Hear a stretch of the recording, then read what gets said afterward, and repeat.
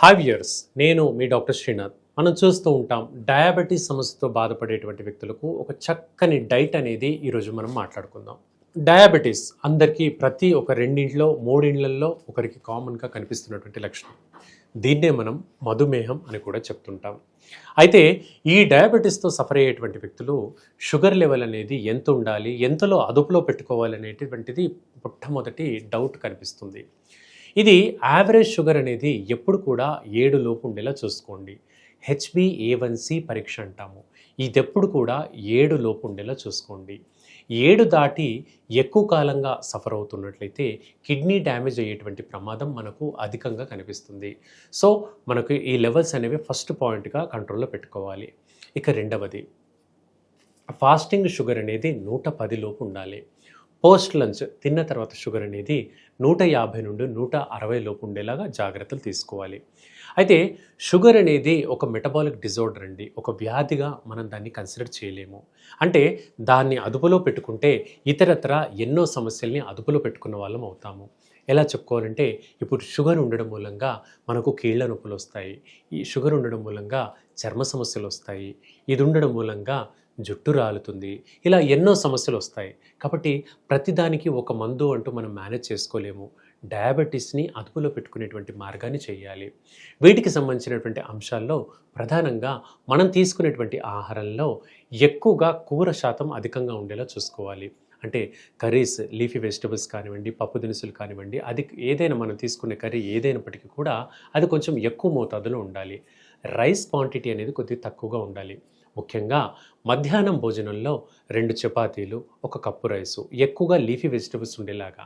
అలాగే మనం తీసుకునేటువంటి ఆహారంలో సుమారుగా 25% మేర సలాడ్స్ ఉండేలా చూసుకోండి. కీరా ముక్కలు కానివ్వండి, దోస ముక్కలు కానివ్వండి, క్యారెట్ ముక్కలు కానివ్వండి, ఈ కూరగాయలు అనేవి కొంచెం మనం తీసుకునేటువంటి ఆహారంలో ఒక 25% ఉండేలా చూసుకుంటే ఆ మిగతాది ఆ కూరలు కానివ్వండి వెళ్ళాలి. సో ఇలా మేనేజ్ చేసుకుంటూ ఉంటే మనకు షుగర్ అనేది చాలా అదుపులో ఉంటుంది. మనం చూస్తూ ఉంటాం, చాలామంది ఇన్సులిన్ తీసుకుంటూ ఉంటారు, అలాగే మాత్రలు కూడా మింగుతూ ఉంటారు. ఇన్సులిన్ తీసుకున్నప్పటికీ కూడా మాకు షుగర్ అదుపులో లేదండి అని బాధపడుతుంటారు. ఇలాంటి వాళ్ళు చేయాల్సినటువంటి కొన్ని ముఖ్యమైన హోమ్ రెమెడీస్ ఏంటంటే, మనకు మార్కెట్లో విరివిగా అల్లనేరేడు పండ్లు అందరికీ తెలిసిందే. ముఖ్యంగా వర్షాకాలంలో ఈ అల్లనేరేడు పళ్ళు దొరుకుతాయి. ఈ అల్లనేరేడు పళ్ళు యొక్క పౌడర్ అనేది మార్కెట్లో దొరుకుతుంది. వీటిని జామున్, కాలా జామున్ అనేటువంటి మాటతో మనం బయట అంటుంటాం. మెడికల్గా చెప్పుకోవాలంటే సైజిజియం అంటాము, జంబోలినం అంటాం వీటిని.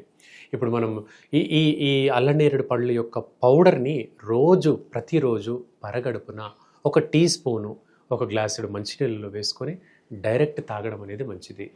దీనివల్ల ర్యాండమ్గా షుగర్ లెవెల్స్ అనేవి అదుపులోకి వస్తాయి. అయితే ఇవేవి చేసినా కూడా సపోర్టివ్ రెమెడీస్ అండి. మీరు వాడేటువంటి మాత్ర మోతాదును తగ్గించవచ్చు. ఉదాహరణకు మీరు షుగర్కి సంబంధించి 500 mg వాడుతున్నారు అనుకుందాం. మనం ఇలాంటి హోమ్ రెమెడీస్ చేయడం మూలంగా 500 mg కాకుండా 250 mgకి మనం మాత్రను తగ్గించుకోగలుగుతాము. ఆ విధంగా మనము ట్యాబ్లెట్ మోతాదును తగ్గించుకునేటువంటి అవకాశం దీంట్లో మనం చేయకూడదు. సో ఇది అల్లనేరేడు పండు పౌడర్ ఒకటి చేసుకోవచ్చండి. అలాగే మనకు విరివిగా కిచెన్లో ఉండేటువంటి మెంతులండి, ఈ మెంతుల పౌడర్ కూడా చాలా మంచిది, కానీ చేదుగా ఉంటుంది, కషాయంలాగా ఉంటుంది. కాబట్టి స్పూన్ లాగా కాకుండా 1/2 స్పూను కంటే తక్కువ, అంటే 1/4 స్పూను మెంతులు కొంచెం మరిగించి చల్లారిన తర్వాత తాగడం కూడా చాలా మంచిది. వారంలో 1-2 సార్లు ఈ విధంగా చేయండి. 45 రోజుల పాటు చేయండి. 1 నెలన్నర పాటు చేయండి. చాలా మంచి ఇంప్రూవ్మెంట్ అనేది మనకు డయాబెటీస్ కంట్రోల్కి హెల్ప్ అవుతుంది.